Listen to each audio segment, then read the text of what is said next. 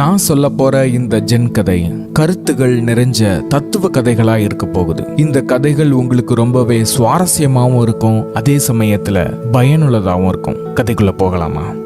ஒரு செழுமையான நாடு. அந்த நாட்டுல ஒரு பெரிய அரண்மனை. அந்த அரண்மனையில இந்த நாட்டை ஆண்டுகிட்டு இருக்கிற பெரிய அரசன். இரவு ஒரு நாள் அந்த அரசன் தூங்கிக்கிட்டு இருக்கும் போது திடீர்னு மனசுல ஒரு கேள்வி எழும்புது. நம்ம இந்த நாட்டை எவ்வளவு செழுமையா வச்சிருக்கிறோம், இந்த நாட்டு மக்களை எவ்வளவு சந்தோஷமா வச்சிருக்கிறோம், அப்ப நாம கண்டிப்பா சொர்க்கத்துக்கு தான் போவோம் அப்படின்னு யோசிக்கிறாரு. அப்ப திடீர்னு உண்மையிலேயே சொர்க்கம் நரகம் எல்லாமே இருக்குதா? நம்ம வாழ்ந்துகிட்டு இருக்கிற இந்த வாழ்க்கை தான் சொர்க்கம் மாதிரி இருக்குது.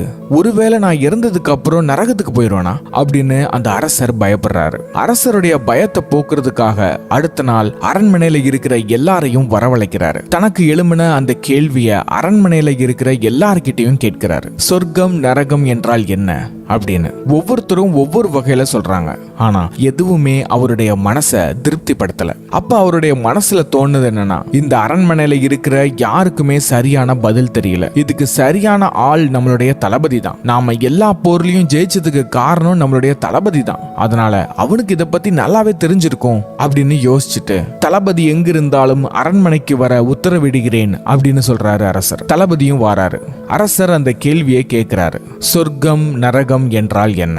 என்னதான் அரசரோட மனசுக்கு நெருங்கின ஒரு நபரா தளபதி இருந்தாலும் அரசர்கிட்ட இதுக்கு என்ன பதில் சொல்ல போறேன்னு தளபதி பயப்படுறாரு. பயந்துகிட்டே தன்னுடைய பதில சொல்ல தொடங்குறாரு தளபதி. அரசே, நாம் புண்ணிய காரியங்களை அதிகமாக செய்தால், கஷ்டப்படும் நபருக்கு உதவி செய்தால், பசியோடு வருபவனுக்கு உணவளித்தால் நாம சொர்க்கத்திற்கு போவோம். அதுவே பாவத்தில் மூழ்கி கிடந்து பாவத்தை மட்டுமே சரி என்று செய்து கொண்டிருந்தால் நாம் நரகத்திற்கு தான் செல்வோம் அப்படின்னு தளபதி முடிக்கிறாரு. இதை கேட்டதும் அரசர் ரொம்ப கோபமாயிடுறாரு. தளபதி யாரே, அப்பொழுது நான் நரகத்திற்கு செல்வேனா அப்படின்னு கேள்வி கேட்க, அப்படி நான் சொல்லவே இல்லை அரசே அப்படின்னு தளபதி சொல்ல, பிறகு என்ன? அடுத்த நாட்டை நாம போர் செய்யும் போது எத்தனை போராளிகளை நாம கொண்டு குவிச்சிருப்போம். அது பாவமா இருந்தா நான் நரகத்துக்கு தானே போகணும். சரி, அதெல்லாம் இருக்கட்டும். நீ இதுக்கு முன்னாடி சொர்க்கத்தையும் நரகத்தையும் பார்த்திருக்கியா? இல்ல, பார்த்ததே இல்ல அரசே அப்படின்னு தளபதி சொல்ல, அப்புறம் எப்படி உனக்கு தெரியும் சொர்க்கம்னா என்ன நரகம்னா என்ன அப்படின்னு? எனக்கு நீ என்ன பண்ணுவியோ தெரியாது. இன்னும் 24 மணி நேரத்துல சொர்க்கம்னா என்ன நரகம்னா என்னன்னு நீ தெரிஞ்சுக்கிட்டு என்கிட்ட சொல்லணும். அப்படி சரியான பதில நீ சொல்லலைன்னா இந்த அரசருடைய கோபத்துக்கு நீ ஆளாவ அப்படின்னு அரசர் உத்தரவிடுறாரு. அரசர் அப்படி சொன்னதும் தளபதிக்கு என்ன செய்யணும்னு தெரியல. தன்னுடைய குதிரையை எடுத்துட்டு அரண்மனையை விட்டு வெளியே போறாரு. அரசருடைய கேள்விக்கு பதில் சொல்ல யாருக்கு அதிக ஞானம் இருக்கும்னு யோசிச்சுக்கிட்டே தன்னுடைய குதிரையில போறாரு. அப்ப தளபதியோட மனசுல வந்த முதல் யோசனை மருத்துவர்கள். எத்தனையோ போர்க்களத்துல பல போர் வீரர்களோட இழப்ப பார்த்திருக்கிறாங்க. அப்ப அவருக்கு தெரிஞ்சிருக்க வாய்ப்பு இருக்குன்னு சொல்லி மருத்துவரை பார்க்க போறாரு தளபதி. ஆனா தளபதிக்கு அங்க சரியான பதில் கிடைக்கல. அடுத்ததா அவருக்கு ஞாபகத்துக்கு வந்தது துறவிகள். உடனே அந்த நாட்டிலே இருக்கிற பெரிய மடத்துக்கு போய் ஜென் துறவியோட குருவை சந்திக்க முயற்சிக்கிறாரு. ஆனா அந்த பெரிய மடத்துல குரு இல்ல. அவர் வெளியூர் போயிருக்கிறதா துறவிகள் சொல்றாங்க. காலையில ஆரம்பிச்ச ஓட்டம் சாயங்காலம் ஆகியும் தளபதிக்கு பதில் கிடைக்கல. சோகமா ஆத்து ஓரத்துல குதிரையில மெதுவா வந்துகிட்டு இருக்கிறாரு தளபதி. அப்போ ஒரு ஜென் துறவி ஆற்றுக்கரையில உட்கார்ந்து தியானம் பண்ணிக்கிட்டு இருக்கிறத பாக்குறாரு. துறவிய பார்த்த தளபதி குதிரையில அவரை நோக்கி போறாரு. துறவியோட பக்கத்துல போனதும் தளபதி குதிரையில இருந்து மெதுவா கீழே இறங்கி ஜென் துறவியை நெருங்கி போறாரு. பக்கத்துல போயிட்டு, துறவியாரே, எனக்கு ஒரு சந்தேகம் இருக்குது, அதை உங்களால தீர்த்து வைக்க முடியுமா அப்படின்னு தளபதி கேட்க, அதுக்கு எந்த விதமான உணர்வுகளும் துறவியார் வெளியே காட்டவே இல்லை. மறுபடியும் தளபதி துறவியார் கிட்ட கேள்வி எழுப்புறாரு. இது என்னுடைய சந்தேகம் மட்டும் இல்ல, இந்த நாட்டின் அரசருடைய சந்தேகம் கூட. அதனால துறவியாரே, தயவு செஞ்சு எனக்கு உதவி பண்ணுங்க அப்படின்னு தளபதி கேட்க, அந்த ஜென் துறவியார் மெல்லமா கண்களை திறக்கிறாரு. கண்களை திறந்து தளபதியை பாக்குறாரு. தளபதி தன்னுடைய கேள்வியை மறுபடியும் எழுப்புறாரு. துறவியாரே, உங்களுக்கு தெரியாதது ஒன்றுமே இல்லை, அதனாலதான் நான் உங்ககிட்ட கேள்வியை கேட்கிறேன். சொர்க்கம்னா என்ன நரகம்னா என்ன? துறவியார் பதில் ஒன்னும் சொல்லாம தளபதியை உற்று நோக்கி பாக்குறாரு. தளபதி மறுபடியும் கேள்வி எழுப்புறாரு. துறவியாரே, தயவு செஞ்சு எனக்கு உதவி பண்ணுங்க, சொர்க்கம்னா என்ன நரகம்னா என்ன? துறவியார் அந்த கேள்விக்கு எந்த பதிலும் சொல்லாம அதுக்கு இன்னொரு கேள்வி எழுப்புறாரு. நீ என்ன செய்கிறாய் அப்படின்னு துறவி கேட்க, துறவியாரே, நான் தான் இந்த நாட்டின் தளபதி. நம்ம அனைத்து படை வீரர்களுக்கும் பிரதான சேனாதிபதியே நான் தான். அரசர் என்னிடம் கேட்காமல் எந்த போர் முடிவுகளையும் எடுக்க மாட்டார். அந்த அளவுக்கு விசுவாசம் உள்ள ஒரு போராளி, அறிவாளியும் கூட அப்படின்னு தன்னை ரொம்ப கௌரவமா தளபதி சொல்ல, துறவியார் கேலி சிரிப்பு சிரிச்சிட்டு, நீயே ஒரு முழு முட்டாள். உன்னை எந்த மடையன் தளபதி ஆக்கினது? உன்னை சேனாதிபதி ஆக்கினவன் சத்தியமாக முட்டாளாக தான் இருப்பான் அப்படின்னு சொல்லிட்டு துறவியார் கேளிக்கையா சிரிக்கிறாரு. இதை கேட்டுட்டு இருந்த தளபதிக்கு கோவத்தை அடக்க முடியல. ஆக்ரோஷமா சத்தம் போட்டுட்டு, உனக்கு ஒண்ணுமே தெரியாது, நீ எல்லாம் ஒரு ஞானியா? உன் கதையை இப்பொழுதே முடிக்கிறேன் அப்படின்னு சொல்லிட்டு உரையில இருந்து வாள் எடுக்கிறாரு தளபதி. இத பார்த்ததும் துறவியார், இதோ நரகத்தின் கதவுகள் திறக்கின்றன அப்படின்னு குறிஞ்சிரிப்போட சொல்றாரு. இத பார்த்த தளபதி பிரமிப்படைகிறாரு. மன்னித்து விடுங்கள் துறவியாரே அப்படின்னு சொல்லிட்டு சாந்தமாயிட்டு தன்னுடைய வாளை உரையில போடுறாரு. இத பார்த்த துறவியார், இதோ சொர்க்கத்தின் கதவுகள் திறந்து விட்டன அப்படின்னு சொல்லி துறவியார் முடிக்கிறாரு. இது கேட்டதும் தளபதிக்கு ஞானம் கிடைக்குது. சொர்க்கம் நரகம் எதுன்னு தேடி போகிறது சரியான வழி அல்ல. மனம்தான் எல்லாமும். வாழும் வாழ்க்கைய சொர்க்கம்னு நினைச்சா சொர்க்கம், நரகம்னு நினைச்சா நரகம். அததான் துறவியாரும் சொல்ல முயற்சிக்கிறாருன்றத தளபதி புரிஞ்சுக்கிறாரு. இததான் பெருமைக்கும் ஏனை சிறுமைக்கும் தத்தம் கருமமே கட்டளைக்கல் அப்படின்னு திருவள்ளுவர் சொல்றாரு. அடுத்த சென் தத்துவ கதை. ஒரு ஊர்ல மகேஷ்னு ஒரு நபர் இருக்கிறாரு. அவருக்கு இல்லாத கஷ்டங்களே இல்ல. கடன் தொல்லை, அவர் வேலை பார்க்கிற இடத்துல ஏகப்பட்ட இடையூறுகள், குடும்பத்திலும் ஏகப்பட்ட பிரச்சனைகள். இந்த எல்லா கஷ்டங்களையும் நினைச்சு அவர் தினமும் வருத்தப்படுறது உண்டு. அப்படி ஒரு நாள் வருத்தப்பட்டுக்கிட்டு ஒரு ஒத்தையடி பாதையில போய்கிட்டு இருக்கும் போது ஒரு மரத்துக்கு அடியில நிறைய கூட்டம் இருக்கிறத கவனிக்கிறாரு. எதுக்கு மக்கள் எல்லாரும் ஒண்ணு கூடி நிக்கிறாங்க அப்படின்னு சொல்லி இவரும் அங்க போய் பாக்குறாரு. அங்க போய் பார்த்த மகேஷ்க்கு பெரிய அதிர்ச்சி. ஒரு துறவி அந்த மரத்துக்கு அடியில உட்கார்ந்துகிட்டு அங்க சுத்தி இருக்கிற எல்லா மக்களுக்கும் மந்திர சக்தியால அவர்களுடைய பிரச்சனைகளை தீர்க்கிறாரு. சில பேருக்கு உடம்புல இருக்கிற பிரச்சனைகள் கூட சரியாகுது. இத பார்த்த மகேஷ்க்கு அதிர்ச்சி கலந்த சந்தோஷம். உடம்புல இருக்கிற பிரச்சனையவே சரி பண்ண முடியும்னா கண்டிப்பா என்னோட பிரச்சனையையும் இந்த துறவி சரி பண்ணுவாரு அப்படின்னு சொல்லி அந்த கூட்டத்துல ஒரு ஆளா மகேஷ் காத்திருக்கிறாரு. காத்திருந்த மகேஷ்க்கு துறவி கிட்ட அருள் பெறக்கூடிய வாய்ப்பு கிடைக்குது. மகேஷ் துறவி கிட்ட நெருங்கினதும் துறவி மகேஷை பார்த்து அவர் மனசுல இருந்த எல்லா கஷ்டங்களையும் ஒன்னொன்னா சொல்றாரு. மகேஷோட கஷ்டங்களை சொல்றது மட்டும் இல்லாம அவர் மனசுல இருக்கிற குழப்பத்தை, காயத்தை மந்திரத்தால சரி செய்யறாரு. மகேஷோட உண்மையான வாழ்க்கையில உள்ள பிரச்சனைகள் மாறாம இருந்தாலும் அவர் மனசுல இருந்த கஷ்டங்களும் காயங்களும் இப்ப சுத்தமா இல்ல. அவரோட குழப்பம் நிறைஞ்ச மனசு சரியானதுனால அவர் பிரச்சனைகளை பார்க்கக்கூடிய கண்ணோட்டம் மாறுது. அப்படி கண்ணோட்டம் மாறினதுனால மகேஷை சுத்தி இருந்த எல்லா பிரச்சனைகளையும் ரொம்ப எளிமையா கையாள்றாரு. சந்தோஷமா இருக்கிறாரு. இப்படி தன்னோட வாழ்க்கை சந்தோஷமாகவும் நிம்மதியாகவும் மாறினதுக்கு காரணம் அந்த துறவிதான்னு புரிஞ்சுக்கிட்டு அந்த துறவி கிட்ட ஒரு மாணவனா நான் போய் சேரணும், துறவு வாழ்க்கைக்கு போக முடியாட்டியும் பரவாயில்ல, அந்த துறவி கிட்ட இருந்து நிறைய ஞானத்தை அடையணும்னு சொல்லி அந்த துறவியை தினமும் சந்திக்கிறத வழக்கமாக்குறாரு. இப்படி ஒவ்வொரு நாளும் மகேஷ் துறவியை சந்திக்கிறதுனால அவருடைய ஆர்வம் இன்னும் அதிகமாகுது. அந்த துறவியார் மாதிரியே நாமளும் மந்திர சக்தியை அடையணும், அதனால அந்த துறவியார் கூட சேர்ந்து துறவு வாழ்க்கைக்கு போகணும்னு ஆசைப்படுறாரு. அந்த ஆசையை ஒரு நாள் துறவி கிட்ட சொல்றாரு. துறவி அதை கேட்டுட்டு மௌனமா சிரிக்கிறாரு. ஆசைகளை துறப்பதுதான் துறவு வாழ்க்கை.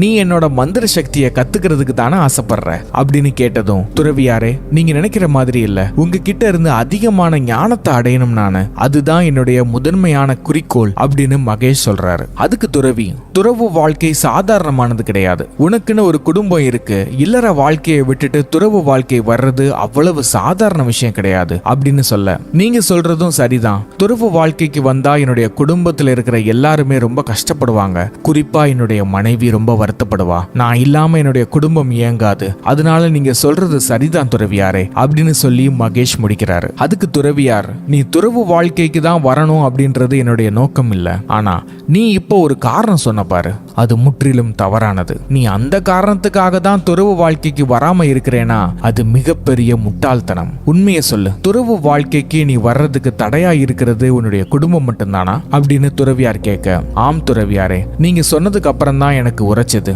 நான் இல்லாம என்னோட மனைவியும் என்னோட குடும்பமும் ரொம்ப ரொம்பவே கஷ்டப்படுவாங்க, அதனால நான் துறவு வாழ்க்கைக்கு வர விரும்பல அப்படின்னு சொல்ல, மகேஷ் உன்னுடைய குடும்பம் உண்மையிலேயே உன் மேல அவ்வளவு பாசம் வச்சிருக்கிறாங்களா அப்படின்னு துறவி கேட்க, ஆம் துறவியாரே, என்னுடைய குடும்பம் என் மேல உயிரிய வச்சிருக்காங்க அப்படின்னு சொல்ல, அதுக்கு துறவி, அப்ப உன்னுடைய குடும்பத்தோட பாசத்தை சோதிச்சு பார்க்கலாமா? அவங்க ஜெயிச்சிட்டாங்கன்னா நீ துறவு வாழ்க்கைக்கு வர வேணாம், ஒருவேளை அவங்க தோத்துட்டாங்கன்னா நீ துறவு வாழ்க்கைக்கு வரலாம். இதுல உனக்கு ஏதாவது ஆட்சேபணம் இருக்கா அப்படின்னு துறவி கேட்க, மகேஷ் கொஞ்சம் யோசிச்சு பார்த்துட்டு சரின்னு சொல்றாரு.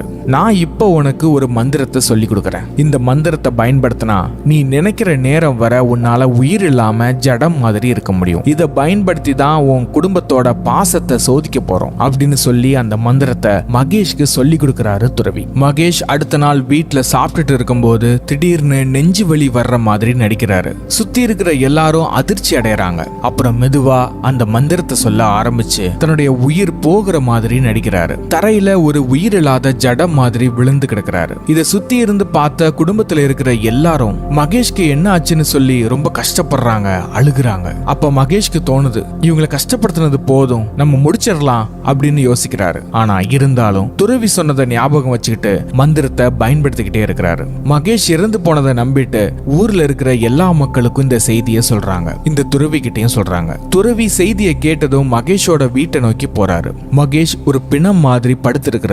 சுத்தி அவருடைய குடும்பத்துல இருக்கிற எல்லாரும் அழுகுறாங்க.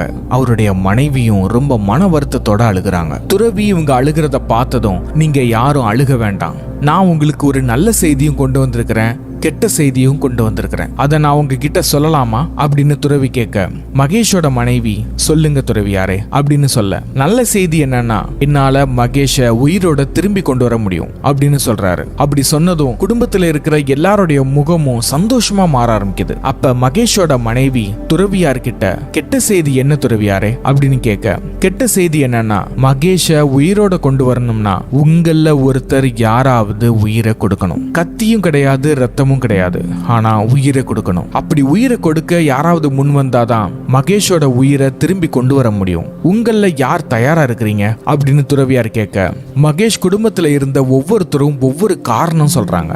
மார்பிள அடிச்சு அழுதுகிட்டு இருந்த மகேஷோட அம்மா, எனக்கு ஒரு குடும்பம் இருக்கு, என்னோட குடும்பத்துல சந்தோஷமா வாழ்றதுதான் என்னுடைய ஆசை, அதனால என் உயிரை கொடுக்க நான் தயாரா இல்ல, என்னுடைய மகன் நல்லா இருக்கணும்னு ஆசைதான், ஆனா இந்த பதில் சொல்ல எனக்கு கஷ்டமா இருக்கு, என்னால முடியாது அப்படின்னு சொல்றாங்க. இந்த மாதிரி ஒவ்வொருத்தரும் ஒவ்வொரு வகையில புலம்பிட்டு இருக்காங்க. அப்ப திடீர்னு மகேஷோட மனைவி, அவருக்காக யாரும் உயிரை விட வேண்டாம், உயிர் போகிறதும் உயிர் கொடுக்கிறதும் கடவுளுடைய கையில இருக்குது, அவர் இறந்தது இறந்ததாகவே இருக்கட்டும், நாங்க யாரும் எங்களுடைய உயிரை கொடுக்க தயாரா இல்ல அப்படின்னு சொல்ல, துறவியார் சிரிச்சுக்கிட்டே மகேஷை பார்த்து, கேட்டியா, இதுதான் உன்னுடைய குடும்பத்தோட உண்மையான முகம், மந்திரத்தை பயன்படுத்தியது போதும் மகேஷ், எழுந்துரு அப்படின்னு சொல்றாரு. மகேஷ் எழுந்து பாக்குறாரு. சுத்தி இருந்த எல்லாரும் பயம் கலந்த ஆச்சரியத்துல பாக்குறாங்க. மகேஷ் மனசுல இருந்த நம்பிக்கை சுக்குநூறா உடையுது. சுத்தி இருக்கிற எல்லாரையும் பார்த்து கையெடுத்து கும்பிட்டு நன்றி சொல்லி அந்த வீட்டை விட்டு துறவி கூட வெளியே போறாரு. தன்னுடைய துறவு வாழ்க்கைய மகேஷ் ஆரம்பிக்க போறாரு. யாருக்காகவும் யாரும் காத்திருப்பதில்லை, எவருக்காகவும் காலம் நின்று விடுவதில்லை. இந்த கதையில வர்ற மகேஷ் மாதிரி தான் நாமளும் பல உறவுகளை மனசுல நிறுத்தி வைக்கிறோம். இவங்க நம்ம கூட கடைசி வரைக்கும் வரப்போறாங்க, இவங்க இல்லாம நாம இல்ல, இவங்க இல்லைன்னா நம்ம வாழ்க்கைய நகர்த்தவே முடியாது, இல்லைன்னா அவங்களால நகர்த்தவே முடியாது அப்படின்னு நாம யோசிக்கிறோம். ஆனா உண்மை இந்த கதையில வர்ற மாதிரி தான். யாருக்காகவும் யாரும் காத்திருக்கிறது கிடையாது, யாருக்காகவும் காலம் நின்றது கிடையாது. அதனால உங்க வாழ்க்கைய யாருக்காகவும் மாத்திக்காதீங்க, உங்க முடிவுகளை யாருக்காகவும் தள்ளி போடாதீங்க. உங்க வாழ்க்கைய நீங்க வாழ ஆரம்பிங்க. தந்தை தாய் தமர் தாரம் யாவும் சந்தையிற் கூட்டம் அதிலோர் சந்தேகம் இல்லை. வாழ்க்கையில ஒவ்வொருத்தருக்கும் ஒவ்வொரு அனுபவம் இருக்கும். அந்த அனுபவத்துக்கு ஏத்த மாதிரி தான் அவங்க கண்ணோட்டமும் இருக்கும். அதே மாதிரி தான் ஜென் தத்துவத்துக்கும் தனிப்பட்ட கண்ணோட்டம் இருக்கு. ஜென் தத்துவம் என்பது ஒரு வாழ்வியல்.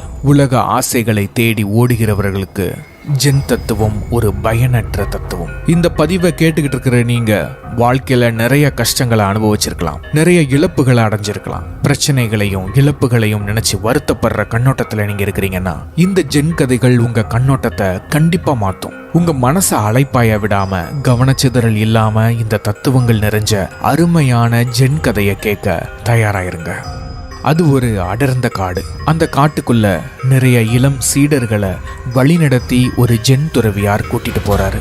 அந்த காட்டுக்குள்ள எந்த பக்கம் திரும்பினாலும் மரம் செடி கொடிகளா இருந்துச்சு. என்னதான் மரம் செடி கொடிகள் நிறைஞ்சிருந்தாலும் சாப்பிட்ற வகையில எந்த பழங்களும் இல்ல, எந்த காய்களும் இல்ல. காலையில ஆரம்பிச்ச பயணம் மதியம் ஆகியும் முடியல. அந்த காடு அவ்வளவு பெருசா இருந்துச்சு. அவ்வளவு பெரிய காடா இருந்தாலும் அந்த காட்டுல மிருக நடமாட்டம் இருந்த மாதிரியே தெரியல. அதனாலேயே சீடர்கள் எல்லாரும் பொறுமையா நடந்து வந்தாங்க. நேரம் ஆக ஆக பசி அதிகமாகுது. ஆனா எந்த உணவும் கிடைக்கல. மதிய வேலையை கடக்கிற நேரத்துல அந்த காடும் முடியுது. பாலைவனம் ஆரம்பமாகுது. அந்த ஜென் துறவிக்கு இந்த பாதை புதுசுன்றதுனால அவருக்கு இங்க ஒரு பாலைவனம் இருக்குதுன்றதே தெரியாம போயிடுச்சு. காட்டுல இருந்து வெளியே வரும்போது கண்ணு கெட்டின தூரம் வரைக்கும் பாலைவனம் தான் தெரியுது. சுட்டெரிக்கும் சூரியன் கொழுந்து விட்டு எரியுது. வளமாயிருக்கிற காட்டுக்குள்ளேயே நமக்கு சரியான உணவு கிடைக்கல. இந்த சுட்டெரிக்கும் பாலைவனத்துல நமக்கு எப்படி உணவு கிடைக்கும்னு தெரியலையேன்னு யோசனையோட சீடர்களும் அந்த ஜென் குருவும் பயணத்தை தொடங்குறாங்க. பசி ஒரு பக்கம் வாட்டுதுன்னா தண்ணீர் தாகம் ஒரு பக்கம். நேரம் ஆக ஆக சீடர்கள் எல்லாரும் ரொம்பவே சோர்வடைகிறாங்க. அந்த ஜென் குரு சோர்வடைஞ்சாலும் மனதளவுல திடமா தான் இருக்கிறாரு. நாம வேண்ட தெய்வம் கண்டிப்பா நமக்கு உதவும்னு அவர் நம்புறாரு. கொஞ்ச நேரத்துல மாலை வெயில் அடிக்க தொடங்குது. பசியினாலையும் தாகத்தினாலையும் எல்லாரும் ரொம்ப கஷ்டப்படுறாங்க. வெளிச்சம் கம்மியாகுது. இருள் சூழ ஆரம்பிக்குது. இரவு நேரத்துல நாம பயணம் செய்யறது அவ்வளவு நல்லதுக்கு இல்லைன்னு சொல்லி ஜென் குரு எல்லா சீடர்களையும் ஓய்வெடுக்க சொல்றாரு. சீடர்கள் எல்லாரும் அந்த பாலைவனத்திலேயே படுத்து உறங்க முயற்சி செய்யறாங்க. அப்போ ஜென் குரு எப்பவும் போல மண்டியிட்டு தியானத்தோட சேர்த்து இறைவனை தொழ ஆரம்பிக்கிறாரு. இறைவா, இன்று எங்களுக்கு நீங்கள் கொடுத்த அனைத்திற்காகவும் நான் நன்றி கூறுகிறேன். இன்று எங்களை வழிநடத்தி கொண்டு வந்தமைக்கு நன்றி கூறுகிறேன். இன்று நடந்த அனைத்து விஷயங்களுக்கும் நன்றி கூறுகிறேன் அப்படின்னு சொல்லி இறைவனிடம் பிரார்த்திக்கிறாரு. இதை கேட்டுக்கிட்டு இருந்த ஒரு சீடன் சினம் கொண்டு எழுந்து துறவியார்கிட்ட கேள்வி கேட்கிறான். துறவியாரே, நான் தெரியாம தான் கேட்கிறேன். நமக்கு இன்னைக்கு என்ன கிடைச்சதுன்னு சொல்லி இறைவன் கிட்ட நன்றி சொல்றீங்க. அதான் நீயே சொல்றியே தெரியாம தான் கேட்கிறேன்னு. அதனால நான் பதில் சொல்றேன் அப்படின்னு சொல்லி, இன்னைக்கு நமக்கு இறைவன் எதுவுமே கொடுக்கலன்னு நினைக்கிறியா அப்படின்னு குரு கேட்கிறாரு. அதுக்கு சீடன், ஆம் துறவியாரே, வளம் நிறைஞ்ச காட்டு பகுதியில நமக்கு உணவு கிடைக்கல. இந்த பாலைவனத்துல கேட்கவே வேண்டாம், குடிக்க தண்ணீர் கூட இல்ல. நாளைக்கு நாமெல்லாம் உயிரோட இருப்போமானே தெரியல. இதுல அந்த இறைவன் நமக்கு என்ன கொடுத்தாருன்னு சொல்லி நன்றி சொல்றீங்க அப்படின்னு மறுபடியும் கேள்வி கேட்க ஆரம்பிக்கிறான் சீடன். அதுக்கு குரு, இன்று காலையில இருந்து இரவு வரைக்கும் தீராத பசியை கொடுத்திருக்கிறாரு. இன்று மதியத்துல இருந்து இரவு வரைக்கும் அருமையான தாகத்தை கொடுத்திருக்கிறாரு. இரவு எல்லாரும் நிம்மதியா தூங்குறதுக்கு மணல் மெத்தையை கொடுத்திருக்கிறாரு. இந்த பசி கொடுமையிலையும் உன்கிட்ட வாதிட தெம்பு கொடுத்திருக்கிறாரு. நாளைய நோக்கி முன்னோக்கி போக இப்ப வரைக்கும் உயிரை கொடுத்திருக்கிறாரு. இதை விட என்ன வேணும் அப்படின்னு சொல்ல சீடனுக்கு எவ்வளவு கோபம் இருந்ததோ அந்த அளவுக்கு இப்ப வியப்பா இருக்குது.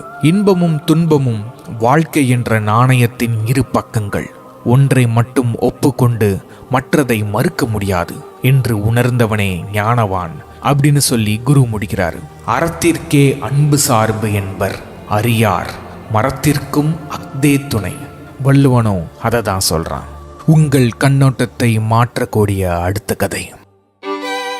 ஒரு ஊர்ல தற்பெருமை அடிக்கக்கூடிய ஒரு அறிவாளியான மன்னன் இருந்தான். அவன் அறிவாளியா இருந்தாலும் தன்னைத்தானே புகழ்வதுதான் அவனுக்கு முழு நேர வேலையா இருந்துச்சு. அப்படி தற்பெருமை அடிக்கக்கூடிய மன்னன் வாதாடும் திறமை உடையவனாவும் இருந்தான். அதனாலேயே அவனுடைய தீர்ப்பு பல நேரங்கள்ல சாதுரியமா இருக்கும். தனக்கு கொஞ்சம் அறிவு இருந்தாலும் இந்த உலகத்திலேயே நான் தான் புத்திசாலின்ற நினைப்பு அவருக்கு எப்பவுமே இருக்கும். அவருக்கு அதிக அறிவு இருக்குதுன்னு நினைக்கிறதுனாலயே ஜென் துறவியை எங்க பார்த்தாலும் அவர்களிடம் வாதிட்டு சண்டை போடுவது அவருக்கு ரொம்பவே பிடிக்கும். அப்படி நினைப்போடு இருக்கிற அரசன் தானும் தன்னுடைய மந்திரியும் காட்டு வழி பாதையில போய்கிட்டு இருக்கும் போது அங்க தூரத்துல ஒரு துறவி அமர்ந்து தியானம் பண்ணிக்கிட்டு இருக்கிறத பாக்குறாரு. அரசனுக்கு ரொம்ப மகிழ்ச்சி. நேரம் போகவே இல்லையான்னு யோசிச்சேன்.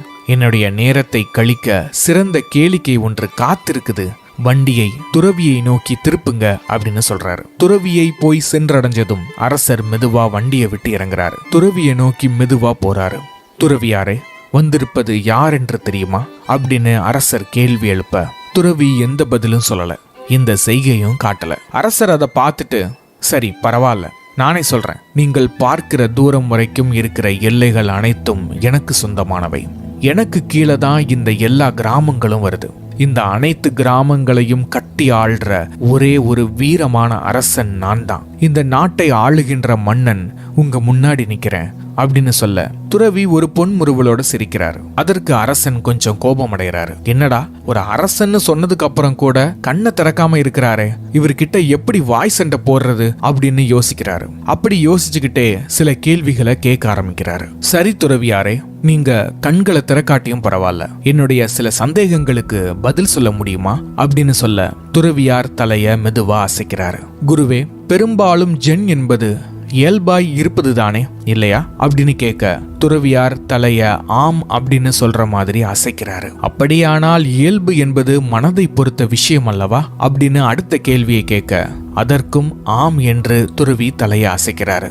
அப்படியானால் ஜென் மார்க்கத்தின்படி மனமே புத்தர் அப்படிதானே அப்படின்னு கேட்க கண்களை மெதுவா துறவி திறக்கிறாரு.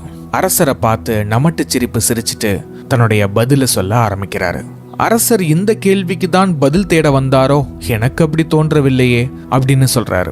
அதற்கு அரசர், நான் தவறாக ஒன்றும் கேட்கவில்லையே, கேட்டதற்கு பதில் இல்லையோ அப்படின்னு அரசர் சொன்ன உடனே துறவியாருக்கு நல்லாவே புரிஞ்சது. தன்னுடைய அறிவாளித்தனத்தை நிரூபிக்கிறதுக்காக தான் அரசர் தான் கிட்ட கேள்விகளை எழுப்புறாருன்றத புரிஞ்சுக்கிட்டு பதில் சொல்ல ஆரம்பிக்கிறாரு. நீங்க கேட்ட கேள்வி மனம்தானே புத்தர் அல்லவா அப்படின்னு தானே கேட்டீங்க. அதற்கு நான் இல்லை என்று சொன்னால் உலகம் அறிந்த உண்மையை நான் மறுத்ததாக ஆகிவிடும். ஆம் என்று சொன்னால் உங்களுக்கு தெரியாத விஷயத்தை தெரிந்து கொண்டதாக நீங்கள் நினைப்பீர்கள் என்றார் குரு. அதற்கு அரசன், சரி, அதை விட்டு தள்ளுங்கள், உங்களை போன்ற ஞானிகளும் மரணத்தை தவிர்க்க முடியாதல்லவா அப்படின்னு அரசன் மறுபடியும் கேள்வி எழுப்புறாரு. அதற்கு துறவி ஆம் அப்படின்னு சொல்றாரு. அப்படியானால் மரணத்திற்கு பிறகு நீங்கள் எங்கு செல்வீர்கள் அப்படின்னு கேட்க துறவியார் தெரியாது என்று பதிலுரைத்தார். தெரியாதா? நீங்கள் ஞானி என்று நான் நினைத்தேன், உங்களுக்கு தெரியாத கேள்விகள் உள்ளதா அப்படின்னு அரசன் துறவியார அவமானப்படுத்துறாரு. அதற்கு துறவியார் தெரியாது, ஏனென்றால் நான் செத்ததில்லை. ஒருவேளை உங்களுக்கு பதில் தெரிய வேண்டும் என்றால் நீங்கள் மரணித்து பதிலை தெரிந்து கொள்ளுங்கள் என்று சொல்லி துறவியார் அரசனின் மூக்கை உடைக்கிறாரு. உண்மையை சொல்ல போனா அந்த அரசனுக்கு இறந்த பிறகு எங்க போவோன்ற கேள்வி அதிகமாவே இருந்துச்சு. கேள்வின்னு சொல்றதை விட நாம இறந்துருவோமோ இல்ல நாம இறந்ததுக்கு அப்புறம் எங்க போவோம் அப்படின்ற பயம் அதிகமா இருக்குது. அதனாலதான் ஒவ்வொரு துறவியார பார்க்கும் போதும் அவங்க கிட்ட வாதிடுற மாதிரி தன்னுடைய கேள்விகளுக்கு பதில தேடுறாரு. விவாதம் எந்த உண்மையையும் நிலைநிறுத்தாது. நம்மள பல பேர் நம்மளுடைய சொந்த கருத்துக்களை, சொந்த விருப்பங்களை சரின்னு நிரூபிக்கிறதுக்காக இல்ல வேற யாராவது சரின்னு சொல்லுவாங்களான்னு சொல்லி அவங்க கிட்ட வாதிடுறோம். அவங்களும் அதை சரின்னு ஒத்துக்குவாங்களோன்னு நம்புறோம். ஒருவேளை தப்புன்னு சொல்லிட்டாங்கன்னா நான் நினைச்ச கருத்து, என்னுடைய சித்தாந்தம் சரின்னு சொல்லி வாதிடுறோம். வாதம் பண்றதே தப்பு தான். அதுலயும் விதண்டாவாதம் பேசுறது எந்த வகையில பிரயோஜனமா இருக்கும்? இறந்ததுக்கு அப்புறம் என்ன ஆகும் அப்படின்னு நினைச்சு வருத்தப்படுறதை விட வாழும்போது சந்தோஷமா வாழ்வதுதான் சிறந்த சிந்தனை. நாளை என்பது நாளைக்கு, இன்று என்பது இப்போதைக்கு. இன்றைய கவலைதான் இன்று, நாளைய கவலை நாளைதான். அதுவும் தேவைப்பட்டால் மட்டுமே. இதுதான் ஜென் தத்துவம், ஜென் சித்தாந்தம். அடுத்ததா நாம பார்க்க போற கதையில ஜென் தத்துவத்தின் ஆழமான கருத்துள்ள கதையை பார்க்க போறோம். அடர்ந்த காடுகளோடும் மலைகளோடும் கலந்து இருக்கிற இந்த கிராமம் அழகான கிராமம் தான். ஆனா அதே சமயத்துல ஆபத்தான கிராமமும் கூட. ஆபத்து அதிகமா இருக்கிற காரணத்தினால துறவிகள் எல்லாரும் கோவிலை விட்டு வெளியே வரவே மாட்டாங்க. அப்படி அந்த கோயில்ல எல்லா துறவிகளுக்கும் தலைமை குருவா இருக்கிறவர் தான் யோஷோ துறவி. அந்த கிராமத்திலேயே ரொம்ப சக்தி வாய்ந்த அதுவும் பிரபலமான துறவி யோஷோ. யோஷோ தியானம் பண்ண ஆரம்பிச்சார்னா நேரம் போகிறதே தெரியாத அளவுக்கு தியானத்துல ஈடுபடுவாரு. அவர் கூட சேர்ந்து தியானம் பண்ற எல்லா துறவிகளுக்கும் அதே அதிர்வுகள் கிடைக்கும், அதே காட்சிகளும் கிடைக்கும். அப்படி ஒரு நாள் யோஷோ தியானம் பண்ணிக்கிட்டு இருக்கிறாரு துறவியார்கள் முன்னிலையில். அந்த இடம் முழுக்க நேர்மறையான அதிர்வுகள் அதிகமாயிருக்கிறத எல்லா துறவிகளாலையும் உணர முடியுது. நல்ல அதிர்வுகளை தாண்டி ஒரு பேர அமைதியை உணர முடியுது. அந்த பேர அமைதியின் இன்பத்துல எல்லாரும் மூழ்கி தியானம் பண்ணிக்கிட்டு இருக்கும் போது திடீர்னு ஒரு சத்தம் கேக்குது. அந்த சத்தம் தலைமை குருவோட செவி பறைய கிழிக்கிற மாதிரி அந்த சத்தம் வந்துகிட்டே இருக்குது. அந்த சத்தம் ஒரு அழுகை சத்தம். அழுகை சத்தம்னு தெரிஞ்ச உடனே தலைமை குரு தியானத்தை முடிக்கிறாரு. கண்களை மெதுவா திறந்து பார்க்கறாரு. ஒரு அவளை பெண் கண்கள்ல கண்ணீரோட மனசுல பாரத்தோட துறவியார் முன்னாடி மண்டியிட்டு கதறி அழுகிறா. என்ன ஆச்சு அப்படின்னு கேட்குற மாதிரி கண்களால துறவியார் கேள்வி கேட்கிறாரு. இந்த பெண் கதறி அழுதவாறு, எல்லாமே முடிஞ்சிருச்சு துறவியாரே. என் வாழ்க்கையில நான் இழக்க கூடாததை இழந்துட்டேன். அதுக்கு நீங்க தான் ஒரு வழிகாட்டணும் அப்படின்னு சொல்லி அந்த பெண் அழுகிறா. நீ எதை இழந்தாய் அப்படின்னு துறவியார் கேட்க, பல வருடமா தவம் இருந்து பெற்ற என்னுடைய ஒரே மகன் இறந்துட்டான் ஐயா. அந்த துன்பத்தை என்னால தாங்க முடியல அப்படின்னு சொல்லி அழுகிறா. அதற்காக நான் மனம் வருந்துகிறேன். எப்படி இறந்தான் அப்படின்னு கேட்க, விஷப்பாம்பு நான் தூங்கிக்கிட்டு இருக்கும் போது என் மகனை கடிச்சிருச்சு. அது ஒரு பெரிய ராஜநாகம். நான் யாருக்கு என்ன பாவம் செஞ்சேன்னு தெரியல. என் உயிர் போயிருந்தா கூட நான் கவலைப்பட்டிருக்க மாட்டேன். என்னுடைய 2 வயசு குழந்தை இறந்துட்டான். இதுக்கு நீங்க தான் உதவி செய்யணும் அப்படின்னு சொல்ல, உதவியா? என்ன உதவி அப்படின்னு துறவியார் கேட்க, குருவே, உங்களுக்கு ஏகப்பட்ட சக்தி இருக்குதுன்னு எனக்கு தெரியும். என்னுடைய மகனை உயிரோட கொண்டு வரக்கூடிய சக்தி உங்ககிட்ட இருக்குது. கண்டிப்பா நீங்க எனக்கு உதவி செஞ்சாகணும் அப்படின்னு சொல்ல, அதுக்கு துறவி மெல்லமா சிரிச்சிட்டு, கண்டிப்பா செய்யறேன். அப்படி உன்னுடைய இறந்த மகனை உயிரோட கொண்டு வரணும்னா இந்த கிராமத்துல ஏகப்பட்ட வீடு இருக்குது. ஏதாவது ஒரு வீட்டுல இருந்து, அதுவும் இறப்பே பார்க்காத வீட்டுல இருந்து ஒரு கைப்பிடி கடுகு கொண்டு வரணும். அப்படி நீ கொண்டு வந்தேனா கண்டிப்பா உன்னுடைய மகனை உயிரோட கொண்டு வரேன் அப்படின்னு சொல்லி முடிக்கிறாரு யோஷோ. இதை கேட்டதும் அந்த தாய்க்கு மன நிறைவா இருக்குது. ஒரு கைப்பிடி கடுகு தானே, கண்டிப்பா ஏதாவது ஒரு வீட்லயாவது இறப்ப பார்க்காதவங்க இருப்பாங்க. அதனால கண்டிப்பா என்னுடைய மகனை உயிரோட கொண்டு வந்துடலான்னு சொல்லி ஒவ்வொரு வீடா ஏற ஆரம்பிக்கிறா. ஆனா அவ எதிர்பார்ப்புக்கு ஏமாற்றம் தான் மிஞ்சிச்சு. ஒவ்வொரு வீட்லயும் கேட்கும்போது கடுகு கொடுத்துருவாங்க. கடுகை வாங்கிட்டு, நீங்க இது வரைக்கும் உங்க வீட்டுல இறப்ப பார்த்ததே இல்லைல்ல அப்படின்னு கேட்கும்போது, 3 மாசத்துக்கு முன்னாடி தான் என் மகனை பறி கொடுத்தேன். என் கண்ணு முன்னாடியே சிறுத்தை புலி அவனை இழுத்துட்டு போச்சு அப்படின்னு சொல்றாங்க. அடுத்த வீட்டுக்கு போன வருஷம்தான் என்னுடைய கணவனை பறி கொடுத்தேன். மண் சரிவுல மாட்டி மூச்சு திணறி இறந்து போனாரு. இப்படி ஒவ்வொரு வீட்லயும் ஒவ்வொரு கதைகள். காடுகளும் மலைகளும் சூழ்ந்து இருக்கிறதுனால எல்லா குடும்பத்திலையும் ஒரு இழப்பை எல்லாருமே பார்த்திருக்கிறாங்க. இருந்தாலும் அந்த தாய்க்கு மன உறுதி அதிகம் இருக்கிறதுனால ஒரு வீடு கூட நாம விடக்கூடாது, கண்டிப்பா ஏதாவது ஒரு வீட்லயாவது இறப்ப பார்க்காம இருப்பாங்க அப்படின்னு சொல்லி தொடர்ந்து தேட ஆரம்பிக்கிறா. ஆனா அவளுக்கு கிடைச்சது ஏமாற்றம் மட்டும்தான். அந்த கிராமத்துல இருக்கிற அவ்வளவு வீடுகள்லயும் ஏறி இறங்கினதுக்கு அப்புறம் தான் அந்த தாய்க்கு தெரியுது, விடையே கிடைக்காத ஒரு கேள்விக்கே நாம விடை தேடிக்கிட்டு இருக்கிறோம் அப்படின்றது புரியுது. ஞானத்தை அடைஞ்ச தாய் யோஷோவை பார்க்க போறாங்க. பிரபுவே, நீங்க சொன்ன மாதிரியே முயற்சி பண்ணி பார்த்தேன். தோல்வி மட்டும்தான் எனக்கு கிடைச்சது. ஆனா அதோட சேர்த்து ஞானமும் கிடைச்சது. சாவு என்பது பொதுவானது அப்படின்றத புரிஞ்சுக்கிட்டேன். இந்த உலகத்துல எல்லாருமே சாவை சந்திக்கிறாங்க. ஆனா சில பேருக்கு சீக்கிரமாகவும், சில பேர் நெடுங்காலம் தாண்டி அதுக்கப்புறம் பாக்குறாங்க. சாவு மட்டும் இல்ல, வாழ்க்கையில கஷ்டங்களும் பிரச்சனைகளும் எல்லாமே பொதுவானதுன்றத புரிஞ்சுக்கிட்டேன் அப்படின்னு சொல்லி அந்த தாய் உரைய முடிக்கிறாங்க. இரவும் பகலும் மாறி மாறி சுழல்வது போல் பிறப்பும் இறப்பும் மாறி மாறி வருவன. பிறவாதான் மட்டுமே இரவாதான் மரணம் என்பது முடிவுரை அல்ல. ஞானத்தின் மறுபக்கம் வாழ்வின் மறுக்கரை. இததான் வள்ளுவனும் சொல்றான். உறங்குவது போலும் சாக்காடு உறங்கி, விழிப்பது போலும் பிறப்பு. சாவு என்பது பொதுவான இயல்பான ஒரு நிகழ்வு. கதைதான் உலகை ஆள்கிறதுன்னு சொன்னா நம்புவீங்களா? ஆமா, இந்த உலகத்துல நீங்க பார்க்குற, கேட்குற, உணர்ற எல்லா விஷயங்களுமே கதை தான். என்னுடைய குடும்பம் எவ்வளவு கௌரவமான குடும்பம் அப்படின்னு சொல்றதுல இருந்து, நாளைக்கு ஏஐ தான் உலகை அழிக்க போகுது அப்படின்னு சொல்ற வரைக்கும் எல்லாமே கதைகள் தான். ஒரு காலத்துல எல்லாருக்கும் நடுவுல நெருப்பை மூட்டிக்கிட்டு குளிர் காஞ்சிக்கிட்டு கதை கேட்ட காலம் போய் இன்னைக்கு நவீன காலத்துல எல்லாரும் தங்களுடைய விருப்பங்களுக்கு ஏத்த மாதிரி தனி அறையில உட்கார்ந்து கதைகளை கேட்கிறோம். என்னதான் இந்த உலகம் நவீனமானாலும் கதை நம்மளை விட்டு எங்கேயுமே போகாது. அப்படிப்பட்ட கதைகளை தான் நான் இப்ப சொல்ல போறேன். கதைகள் வெறும் நேரத்தை கடத்தும் வரிகள் அல்ல, அது உள்மனதை திறக்கும் திறவுகோல்.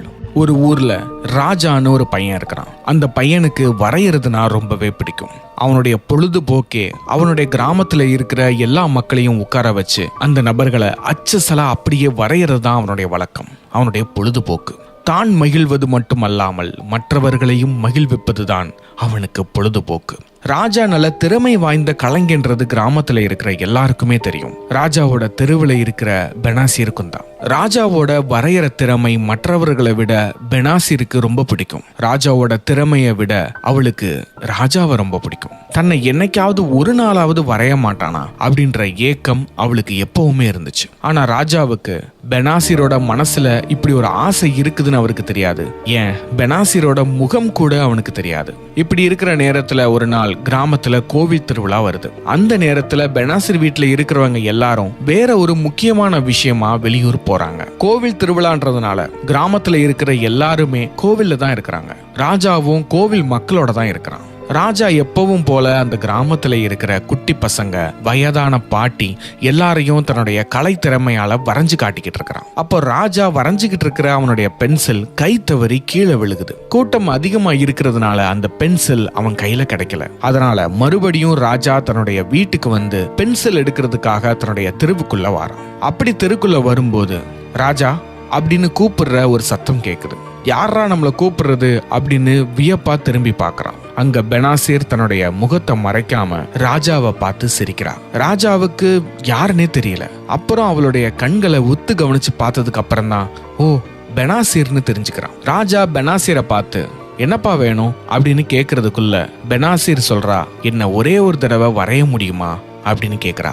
அதுக்கு ராஜா, உங்க வீட்டுக்கு தெரிஞ்சா ஏதாவது பிரச்சனை ஆயிடும், உங்க வீட்டுல கேட்டுட்டு சொல்லு அப்படின்னு சொல்றான். அதுக்கு பெனாசிர், நான் பெர்மிஷன் கேட்டா கண்டிப்பா வீட்டுல ஒத்துக்கிட மாட்டாங்க, அது போக எங்க வீட்டுல யாருமே இல்ல, அதனால தயவு செஞ்சு எனக்காக இந்த ஒரு உதவி மட்டும் பண்ணு அப்படின்னு கேக்குறா பெனாசிர். அதுக்கு ராஜா சரின்னு சொல்லிட்டு தான் வீட்டுல இருந்து புது பென்சிலை எடுத்துட்டு வரான். பெனாசிரோட வீட்டுல உட்காந்து வரைய ஆரம்பிக்கிறான். அப்படி வரைய வரைய பெனாசிரோட அழகு கொஞ்சம் கொஞ்சமா இழுக்குது. குறிப்பா அவளுடைய கண்கள்ல மயங்குறாரு ராஜா. எப்பவும் போல இல்லாம ரொம்ப அழகா வரையறாரு. பெனாசிரோட கண்களை பார்த்ததுனாலயோ என்னவோ தெரியல, காதல் வயப்படுறாரு. இப்படியே நாட்கள் போக ராஜா தன்னுடைய காதலை ஒரு நாள் வெளிப்படுத்துறான். அதை கேட்டதும் பெனாசிருக்கு ரொம்ப சந்தோஷமாயிருது. ஆனா இருந்தாலும் உடனே அதை வெளியே சொல்லக்கூடாதுன்னு சொல்லி 2-3 நாள் காக்க வச்சு அவனுடைய காதலுக்கு பச்சை கொடி காட்டுறா. நாட்கள் போக போக அவங்களுடைய காதல் வலுவடையுது. பெனாசிர் தனது ராஜா கிட்ட வெளிப்படுத்தின காதல் வார்த்தைகளை விட, நான் ஒருவேளை செத்து போயிட்டேன்னா கண்டிப்பா நீ வேற யாரையும் காதலிக்க கூடாது, கல்யாணம் பண்ணக்கூடாது அப்படின்னு சொன்ன வார்த்தைகள் தான் அதிகம். அதை எதுக்கு பெனாசிர் அடிக்கடி சொல்றாரு அப்படின்னு ராஜாக்கு புரியல. அப்படி ஒரு நாள் பெனாசிர் அதே வார்த்தையை சொல்லும் போது ராஜா கோபம் அடைகிறான். ஏன் இந்த மாதிரி நெகட்டிவா பேசிக்கிட்டே இருக்கிற, இப்படி பேசிக்கிட்டே இருந்தா நான் வேற பொண்ணை காதலிக்க ஆரம்பிச்சிருவேன் அப்படின்னு சொல்றான். அதை கேட்டதும் பெனாசிருக்கு ரொம்ப கோபம் வந்துருச்சு. ஒருவேளை நான் செத்து போயிட்டேன்னா நீ வேற கல்யாணம் பண்ணவே கூடாது, வேற ஒருத்திய கூட நீ மனசுல நினைக்க கூடாது, அப்படி ஏதாவது நடந்துச்சுன்னா பேயா வந்து உன்னை தொல்லை பண்ணுவேன், சத்தியமா சொல்றேன் பேயா வந்து உன்னை நிம்மதியா இருக்க விட மாட்டேன் அப்படின்னு மிரட்டுற விதத்துல தன்னுடைய காதலை வெளிப்படுத்தினான். இப்படி இவங்க 2 பேரும் சேர்ந்து ஊருக்கு ஓரத்துல நின்னு பேசிக்கிட்டு இருக்கிறத ராஜாவோட தெருவுல இருக்கிற ஒரு பையன் பார்த்து பெனாசிர் வீட்டுல சொல்றான். பெனாசிர் வீட்டுல அதை நம்பவே இல்லை. சரி, அவ வீட்டுக்கு வந்ததும் அவகிட்டே கேட்போம் அப்படின்னு காத்திருக்காங்க. பெனாசிர் வீட்டுக்கு வந்ததும் எங்க போயிட்டு வர அப்படின்னு கேக்குறாங்க. அதுக்கு பெனாசிர், ஃப்ரெண்டு கடைக்கு கூப்பிட்டாமா, அதுக்கு தான் சந்தை வரைக்கும் போயிட்டு வந்தேன் அப்படின்னு போய் சொல்றா. உண்மையை சொல்லு, நீ ராஜாவோட நின்று பேசிக்கிட்டு இருக்கிறதா அந்த சின்ன பையன் சொன்னா அப்படின்னு கேட்க பெனாசிர் கோபமா அதை ஒத்துக்கிறா. இதை கேட்டதும் பெனாசிரோட பெற்றவர்களுக்கு தலையில இடியே இறங்கின மாதிரி இருந்துச்சு. இவளுக்கு சீக்கிரமாவே கல்யாணம் பண்ணி வைங்கன்னு சொன்னேன், நீங்க கேட்டீங்களா அப்படின்னு அவங்க அம்மா அவங்க அப்பாவை பார்த்து திட்டுறாங்க. அவளுடைய கல்யாண வேலைகளை சீக்கிரமா ஆரம்பிக்க போறேன்னு சொல்லி அவளுடைய அப்பா வீட்டை விட்டு வெளியே கிளம்புறாரு. தன்னுடைய அப்பா வேற ஒரு பையனுக்கு கண்டிப்பா நம்மள கல்யாணம் பண்ணி வச்சிருவாங்க, நம்ம வாழ்க்கைய ராஜா கூட வாழவே முடியாது அப்படின்னு புரிஞ்சுக்கிட்டு பெனாசிர் தன்னுடைய உயிரை மாய்த்து கொள்றான். இந்த துக்க செய்தி கிராமத்துல இருக்கிற எல்லாருடைய காதுகளுக்கும் போகுது, ராஜாவோட காதுக்கும் போகுது. ராஜாவுக்கு பெரிய அதிர்ச்சி. காலங்கள் போக போக சோகத்தோட பலம் கம்மியாகும்னு சொல்லுவாங்க. ஆனா ராஜாவோட கதையே வேற.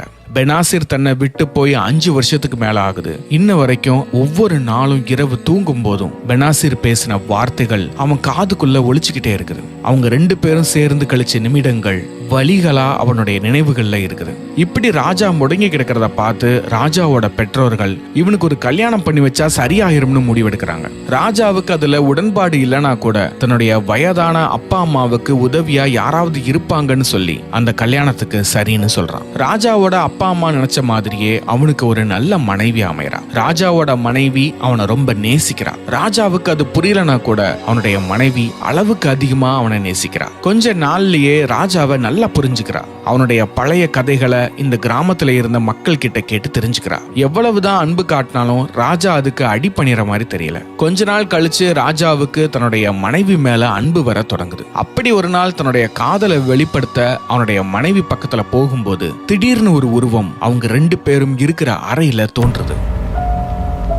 நான் தான் சொல்லி இருக்கேன்ல, நான் செத்தாலும் நீ யாரையும் காதலிக்க கூடாது, உனக்காக நான் உயிரையே விட்டுருக்கேன், நீ வேற ஒருத்திய காதலிக்க போறியா அப்படின்னு ஒரு சத்தம் கேக்குது. இதை கேட்டதும் ராஜாவுக்கு பயம் அதிகமாகுது. தன்னுடைய ஆசை மனைவி கிட்ட இருந்து விலகி வெளியே திண்ணையில போய் படுத்து தூங்க போறாரு. ராஜாவுக்கு ஒரே குழப்பம். இந்த உலகத்திலே இல்லாத பெனாசிரை நினைச்சு வாழ்நாள் முழுக்க இப்படியே இருக்கவா, இல்ல நம்ம மேல உண்மையா அன்பு காட்டுற தான் மனைவியை காதலிக்கிறதா? அப்படியே காதலை வெளிப்படுத்த போனாலும் பெனாசிரோட ஆத்மா நம்மள ரொம்ப சித்திரவதை செய்யுதே அப்படின்னு யோசிக்கிறான். ராஜா எப்ப எல்லாம் மறந்து தன்னுடைய மனைவி கிட்ட அன்பு செலுத்த முயற்சிக்கிறானோ அப்ப எல்லாம் பெனாசிரோட ஆத்மா அங்க தோன்றி ராஜாவை எச்சரிச்சுக்கிட்டே இருக்கும். சரி, இதுக்கு என்னதான் தீர்வு அப்படின்னு சொல்லி ஒரு மந்திரவாதிய பார்க்க போறான். அந்த மந்திரவாதி கிட்ட நிறைய பணத்தை செலவு பண்ணி கை நிறைய கயிறுகளை கெட்டுனதுதான் மிச்சம்.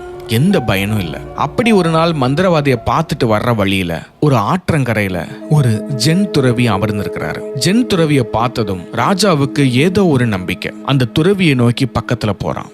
அப்போ துறவி இவனுக்காகவே காத்திருக்கிற மாதிரி ராஜாவை ஒரு பார்வை பார்க்கிறாரு. பார்த்தது மட்டும் இல்லாம ராஜாவை பார்த்து, நீ ஏதோ என்கிட்ட கேட்கணும்னு ஆசைப்படுற, உன்னுடைய தொண்டைக்குழி வரைக்கும் அந்த வார்த்தை நிறைஞ்சிருக்குது, அதை வெளியே சொல்லு, என்னால முடிஞ்ச தீர்வை நான் சொல்றேன் அப்படின்னு சொல்ல ராஜாவுக்கு ஒரே ஆச்சரியம். துறவிய பார்த்து வியந்த ராஜா தனக்கு நடந்த அமானுஷ்யமான விஷயங்களை துறவி கிட்ட சொல்றான். துறவி அதை கேட்டுட்டு சின்னதா சிரிக்கிறாரு. சிரிச்சுக்கிட்டே தன்னுடைய பையில சில முத்துக்களை எடுத்து ராஜாவோட கையில வைக்கிறாரு. ராஜா இது என்னதுன்னு கேக்குறான்.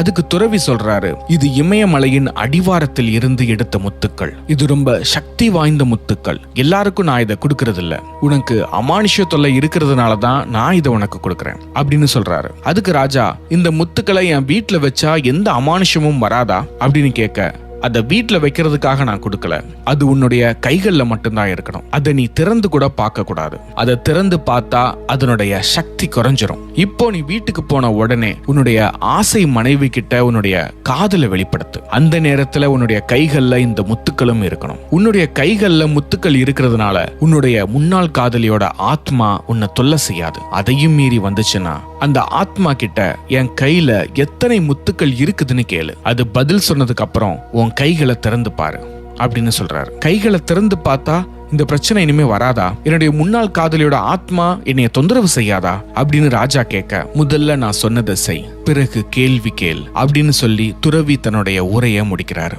முத்துக்களை கையில வச்சுக்கிட்ட ராஜா வேகமா தன்னுடைய வீட்டுக்கு போறான். தன்னுடைய ஆசை மனைவி கிட்ட தன்னுடைய காதலை வெளிப்படுத்த போறான். எப்பவும் போல இந்த தடவையும் பெனாசிரோட ஆத்மா அந்த அறையில தோன்ற ஆரம்பிக்குது.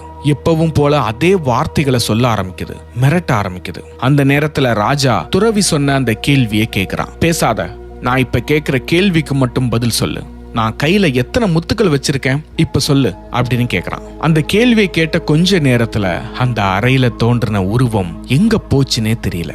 பிறகு தன்னுடைய கைகளை திறந்து ராஜா பார்க்கறான். அது முத்துக்களே இல்ல, நெல்லிக்கனிய சாப்பிட்டு துப்பி போட்ட கொட்டைகள். அப்புறம்தான் ராஜாவுக்கு புரிஞ்சது, உண்மையிலேயே பெனாசிரோட ஆத்மா என்ன தொல்லை பண்ணல, என்னுடைய குற்ற உணர்ச்சியும் பழைய காதலை மறக்க முடியாத நினைவுகளும் தான் என்னை இவ்வளவு நாள் பின்தொடர்ந்து வந்திருக்குதுன்னு புரிஞ்சுக்கிறான். இந்த ராஜா மாதிரி எத்தனை பேர் கடந்த காலத்துல வாழ்ந்துகிட்டு இருக்கோம். என்னைக்கோ ஒரு நாள் யாரோ ஒருத்தர் நம்மளை அவமானப்படுத்திருப்பாங்க, என்னைக்கோ ஒரு நாள் யாரோ ஒருத்தர் நம்மளை திட்டிருப்பாங்க, என்னைக்கோ ஒரு நாள் நாமளே ஏதோ ஒரு இடத்துல அசிங்கப்பட்டிருப்போம். பல வருடங்களுக்கு முன்னாடி இரு உடல் ஓர் உயிர்னு பேசிய உறவை இன்னைக்கு யாரோ ஒருத்தர் போல தூரத்துல இருந்து வேடிக்கை பார்ப்போம். இந்த நிகழ்வுகளை எத்தனை பேர் மனசுல தாங்கிக்கிட்டு சுத்துறீங்க?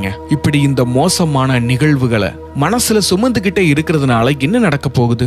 சில விஷயங்களை நம்மளால கட்டுப்பாட்டுல வைக்கவே முடியாது. பிறப்பு, இறப்பு, பிரிவு, இந்த மாதிரி நிறைய விஷயங்கள் இருக்கு. இதை எதையுமே நம்மளால கட்டுப்பாட்டுல வைக்க முடியாது. அப்படி ஒரு நிகழ்வு நடக்குதுன்னா அதை ஏன்னு கேட்கவும் முடியாது. அதை நினைச்சுக்கிட்டு வருத்தப்படுறதுனால பிரயோஜனமே இல்லை. அப்ப எது உங்க கட்டுப்பாட்டுல இருக்குது? உங்க மனசு மட்டும்தான். உங்க மனசு மட்டும்தான் உங்க கட்டுப்பாட்டுல இருக்குது. இந்த பழைய நினைவுகளை ஓரமா ஒதுக்கி வச்சுட்டு உங்க வாழ்க்கைய வாழ ஆரம்பிச்சீங்கன்னா இந்த நொடியை ரசிக்க ஆரம்பிப்பீங்க. ஒருத்தன் ஒரு காட்டுக்குள்ள நடந்து போயிட்டு இருந்தானா. அப்போ திடீர்னு ஒரு புலி துரத்த ஆரம்பிக்குதான். அதை பார்த்து தலதரிச்சு ஓடுன அந்த ஒருத்தன் ஒரு பெரிய மரத்துக்கு மேல ரொம்ப வேகமா ஏறினானா. அப்படி ஏறும்போது அவன் கால் வச்ச கிளை முறிஞ்சு ஒரு கொடியை பிடிச்சு தொங்கிக்கிட்டு இருந்தானா. கீழே பார்த்தா பெரிய புலி வெறியோட காத்துக்கிட்டு இருக்குது. என்ன பண்ணன்னு தெரியாம இந்த கொடியை பிடிச்சு எப்படியாவது மேல போயிடலாம்னு பார்த்தா அந்த கொடியில கொம்பேரி மூக்கன் பாம்பு இருந்துச்சான். நான் இன்னைக்கு யார் முகத்துல முழிச்சேன்னு தெரியல. கீழே பார்த்தா புலி, மேல பார்த்தா பாம்பு.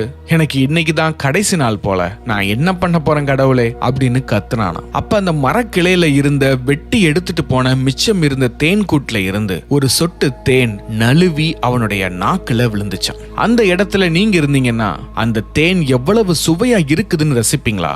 இல்ல இன்னும் எத்தனை நிமிஷம் உயிரோட இருக்க போறோம்னு தெரியலையேன்னு கவலையா இருப்பீங்களா?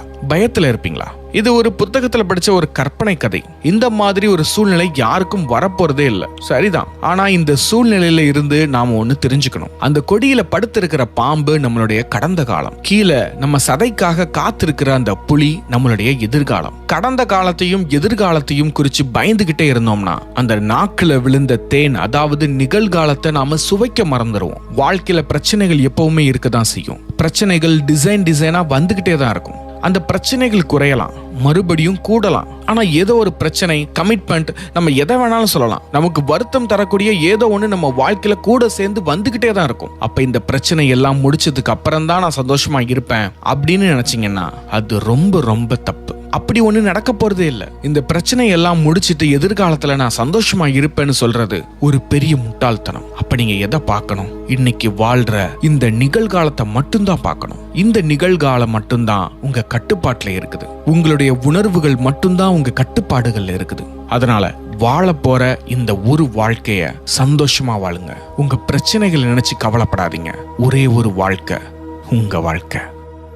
லைஃப்ல நமக்குன்னு ஒரு மரியாதை இருக்கணும்னு நாம எல்லாருமே ஆசைப்படுறோம். ஆனா அந்த மரியாதையை மத்தவங்க கொடுக்கணும்னு நாம எதிர்பார்க்கவே கூடாது. நம்மள நாமளே மதிச்சாதான் மத்தவங்களுக்கு நம்மள மதிக்கணும்னு தோணும். சுய மரியாதைனா மத்தவங்களோட கண்ணுல நீங்க எப்படி இருக்கீங்கன்னு பாக்குறது இல்ல, நீங்க உங்க கண்ணுல எப்படி இருக்கீங்கன்னு பாக்குறது தான். சிம்பிளா சொல்லணும்னா, உங்களுக்காக நீங்க போடும் ஒரு எல்லை கோடு, அந்த கோட்டை யாரும் தாண்ட அனுமதிக்காம உங்க கொள்கையோட உங்க மதிப்பு மாறாம வாழ்றது தான் உண்மையான சுயமரியாதை. அப்படிப்பட்ட சுயமரியாதையை புரிய வைக்கிறதுக்காக தான் நான் ஒரு ஜென் கதையோட வந்திருக்கிறேன். ஒரு குருகுலத்தில் கபிலர் என்ற ஒரு குரு இருந்தார். அவருக்கு 2 சீடர்கள் இருந்தாங்க. சத்தியன் என்ற ஒருவன் யார் என்ன வேலை சொன்னாலும் செய்வான். மிகவும் பயந்த சுபாவம் உடையவன். ரொம்ப பணிவோடு இருப்பான். இருந்தாலும் எல்லாரும் இவனை திட்டியே தான் பேசுவாங்க. இன்னொருவன் அகிலன், மிகவும் திறமையானவன். ஆனா தான் மட்டும்தான் சிறந்தவன், தன்னை பற்றிய மிக உயர்ந்த எண்ணம் கொண்டவன். ஆனாலும் இவனை எல்லாருமே புகழ்ந்தே பேசுவாங்க. ஒரு நாள் இந்த குரு 2 பேரையும் அழைச்சு, அன்பு சீடர்களே, நீங்கள் இருவரும் கல்வியிலும் அறிவிலும் சமமானவர்கள். ஆனால் உங்களில் யார் கற்றுக்கொண்ட ஞானத்தை உண்மையாக புரிந்து கொண்டவர் என்பதை நான் அறிய வேண்டும். அதற்கு ஒரு சிறிய சோதனை வைக்க போகிறேன் அப்படின்னு சொல்றாரு. அவர் 2 காகித சுருள்களை நீட்டி, இந்த சுருள்களில் உள்ளதை நீங்கள் அடுத்த 24 மணி நேரத்துக்கு செயல்படுத்த வேண்டும். அது என்னவென்று பிறரிடம் சொல்லக்கூடாது. நாளை இதே நேரத்தில் என்னை வந்து சந்தியுங்கள் அப்படின்னு கட்டளையிடுறாரு. சத்தியனின் சோதனை என்னன்னா, உன்னை இகழ்ந்து பேசும் 10 பேரிடம் சென்று அவர்கள் உன்னை திட்டுவதற்கு காரணம் என்னவென்று பணிவாக கேட்டு தெரிந்து கொள் அப்படின்னு எழுதிருந்துச்சு. சத்தியனுக்கு ஒரே அதிர்ச்சி. இது எப்பேற்பட்ட சோதனை? என்னோட சுயமரியாதையை இழக்க சொல்றாரா அப்படின்னு நினைக்கிறான். இருந்தாலும் குரு மேல கொண்ட மரியாதை காரணத்தினால அவன் அந்த சோதனையை செய்ய தீர்மானித்தான். அவன் தெருவில் இறங்கி தன்னை எள்ளி நகையாடும் சிலரிடம் போய் ஒவ்வொருத்தர்கிட்டையும் நான் செய்த தவறு என்ன, ஏன் என்னை இப்படி பேசுகிறீர்கள் அப்படின்னு பணிவா கேட்கிறான். மக்கள் அவனை மேலும் கிண்டல் தான் பண்ணாங்க. சத்தியன் அவங்க சொல்ற ஒவ்வொரு வார்த்தையும் அமைதியா ஏத்துக்கிறான். அவமானத்தோட சுமை அவனை அழுத்துது. ஆனா அவனோட உள் மனசுல நான் கற்றுக்கொண்டதை சோதிக்கவே குரு இப்படி செய்யறாரு அப்படின்னு பொறுத்துக்கிறான். அகிலனோட சோதனை என்னன்னா, உன்னை மிகவும் புகழ்ந்து பேசும் 10 பேரிடம் சென்று உன் பெருமைகளை பற்றி மேலும் பேச சொல்லி அவர்கள் உனக்கு மரியாதை செலுத்துவதை அனுபவித்து அறிந்து கொள் அப்படின்னு எழுதிருந்துச்சு. அகிலனுக்கு ஒரே உற்சாகம். இதுதான் எனக்கு சரியான சோதனை, என்னோட திறமைக்கு ஏத்த அங்கீகாரம், இது என்னோட பெருமையை வெளிப்படுத்துறது தப்பே இல்ல அப்படின்னு நினைக்கிறான். அவனும் அதே மாதிரி சில பேர்கிட்ட போறான். அவங்களும் அவனுடைய திறமையை புகழ்ந்து பேசுறாங்க. அகிலன் அவங்களோட புகழ்களை கேட்டு மேலும் மேலும் தன்னை உயர்த்தி காட்டிக்கிறான். நான் எவ்வளவு பெரிய அறிவாளி, இவங்க தான் என்ன சரியா புரிஞ்சுக்கிறாங்க அப்படின்னு மகிழ்ச்சி அடைகிறான். அடுத்த நாள் காலையில 2 சீடர்களும் குருக்கு முன்னாடி நிக்கிறாங்க. குரு அகிலனை பார்த்து கேட்கிறாரு, அகிலா, உனக்கு கொடுக்கப்பட்ட கடமையை செய்தாயா அப்படின்னு கேட்க, குருவே, நான் என் பெருமையை பேசியவர்களுடன் இருந்தேன். அவர்கள் என் அறிவை பாராட்டினர். நான் எவ்வளவு உயர்ந்தவன் என்பதை மீண்டும் உறுதிப்படுத்திக் கொண்டேன். நான் மிகவும் கௌரவிக்கப்பட்டேன் அப்படின்னு சொல்றான். அதன் பின் சத்தியனிடம் நீ கூறு என்று சொல்ல, சத்தியன், குருதேவா, அது என் மனதை பெரிதும் நோகடித்தது. பலர் என்னை திட்டினர். ஆனாலும் அவர்கள் கூறிய குறைகளில் ஒன்று கூட என்னிடம் இல்லை என்று எனக்கு தெளிவாக தெரிந்தது. அவர்கள் எள்ளி நகையாடிய போது என் மனம் கலங்கினாலும் என் மீது எனக்குள்ள உண்மையான மரியாதை சிறிதும் குறையவில்லை. ஏனென்றால் நான் யார் என்று எனக்கு தெரியும் அப்படின்னு சொல்றான். அதுக்கு குரு சொல்றாரு, நன்று, உன் புரிதலை கண்டு பெருமை கொள்கிறேன். என் சீடர்களில் மிக சிறந்தவன் நீதான் என்று கூற உடனே அகிலனுக்கு கோபம் வந்துருச்சு. அது எப்படி, அவனை இகழ்ந்து பேசுறாங்க, என்னையோ பெருமையா பேசுறாங்க, இதுல அவன் எப்படி சிறந்தவனா இருப்பான் அப்படின்னு அகிலன் கேட்கிறான். குரு மெல்லிய புன்னகையுடன் பேச தொடங்கினார். அன்பு சீடர்களே, நான் உங்கள் சுயமரியாதையை சோதித்தேன். அகிலா, பிறர் உன்னை புகழ்ந்த போது உன் அகம்பாவம் உயர்ந்தது. ஒருவன் கொடுக்கும் மரியாதையால் உன் பெருமை உயர்ந்தது என்றால், அதே ஒருவன் உன்னை அவமதிக்கும் போது உன் பெருமை தாழ்ந்துவிடும். பிறர் தரும் மரியாதை என்பது நிலையற்றது. அது உண்மையான சுயமரியாதை அல்ல, அது கர்வம் அப்படின்னு குரு சொல்ல உடனே அகிலன், குருவே, என்ன இது என்று கேட்க, குரு அகிலனை பார்த்து, உன்னிடம் நல்ல முறையில் புகழ்ந்த அனைவரும் என்னிடம் என்ன எழுதி கொடுத்தார்கள் தெரியுமா அப்படின்னு சொல்லி ஒரு சுருளை அவன் கிட்ட கொடுத்து அதுல இருக்கிறத படிக்க சொல்றாரு. அந்த சுருள்ல திமிரு பிடித்தவன், தற்பெருமைவாதின்னு எழுதி இருந்துச்சு. அதை பார்த்து அகிலன் அதிர்ச்சி அடைகிறான். உடனே குரு, உன்னிடம் கர்வமே உள்ளது தவிர சுயமரியாதை இல்லை. அதுக்கு அகிலன், அப்படி என்றால் சுயமரியாதை என்றால் என்ன என கேட்க, குரு அவர்கள் இருவரையும் பார்த்து, சுயமரியாதை அடைய வேண்டும் என்றால் இந்த 5 தங்க விதிகளை தெரிந்திருக்க வேண்டும் அப்படின்னு சொல்லி முதல் விதியை சொல்றாரு. விதி 1, முடியாது என்று சொல்ல பழகு. உங்க சுயமரியாதையோட முதல் முக்கியமான விஷயமே இதுதான். நீங்க ஒரு விஷயத்தை செய்யணும்னு ஆசைப்படல, ஆனா உங்க நண்பர்கள் இல்லைன்னா உங்க உடன் உள்ளவங்க நீங்க தான் இதை செஞ்சு கொடுக்கணும்னு வற்புறுத்துறாங்க. மத்தவங்க மனசு கஷ்டப்படக்கூடாதுன்னு நினைச்சிட்டு உங்களுக்கு இஷ்டமில்லாத ஒரு விஷயத்தை செஞ்சு கொடுப்பீங்க. இப்படி பண்றதுனால என்ன நடக்குதுன்னா, நீங்க மத்தவங்களை திருப்திப்படுத்த உங்க நேரத்தை, உங்களுடைய அமைதிய, சந்தோஷத்தை பலிதான் கொடுத்திருக்கிறீங்க. அது மட்டும் இல்லாம உங்க நண்பர்களோ தெரிஞ்சவங்களோ அவங்க வேலைய ஒரு உதவின்னு செய்ய சொல்லும் போது முடியாதுன்னு சொல்லாம செஞ்சு கொடுக்க ஆரம்பிச்சிருக்கீங்க. அப்படி பண்றதா இருந்தா அவங்க அதுக்கப்புறம் உன்னதான் பயன்படுத்த நினைப்பாங்க. உங்ககிட்ட எப்பவுமே அந்த உதவியை வந்து கேட்டுக்கிட்டே இருப்பாங்க. ஒரு அடிமை மாதிரி அவங்க கேட்கிற நேரத்துல வேலையை செஞ்சு கொடுப்பீங்க. உண்மையிலேயே என்னைக்காவது உங்களால செய்ய முடியாத நேரத்துல அவங்க கிட்ட முடியாதுன்னு சொல்லும் போது அவங்களுக்கு நீங்க கெட்டவங்களா தெரிவிங்க. உங்க நேரம் உங்களுக்கானது, உங்க ஆற்றல் உங்களுக்கு மிகவும் முக்கியம். நீங்க முடியாதுன்னு சொல்லும் போது ஒரு பெரிய விளக்கம் கொடுக்காதீங்க. என்னால இப்ப பண்ண முடியாது, வேற யார்கிட்டயாவது உதவி வேணும்னா கேட்டுக்கோங்க அப்படின்னு பொறுமையா சொல்லுங்க. நீங்க ஒரு தடவை முடியாதுன்னு சொல்லிட்டா அதுக்கப்புறம் அவங்க முகத்தை தூக்கி வச்சுட்டு போனாலும் அதுக்காக நீங்க வருத்தப்படவோ மன்னிப்பு கேட்கவோ கூடாது. உங்க மனசாட்சி தான் உங்களுக்கு ரொம்ப முக்கியம். விதி 2, சுய பொறுப்பை ஏற்றுக்கொள்ளுங்கள். வாழ்க்கையில ஒரு பிரச்சனைனா உடனே என் அப்பா அம்மா அப்படிதான் வளர்த்தாங்க, இல்லைன்னா இந்த அரசாங்கம் சரியில்லை, இல்லைன்னா என் அதிர்ஷ்டம் சரியில்லைன்னு குறை சொல்ற பழக்கத்தை நிறுத்துங்க. குறை சொல்றதுனா என்ன?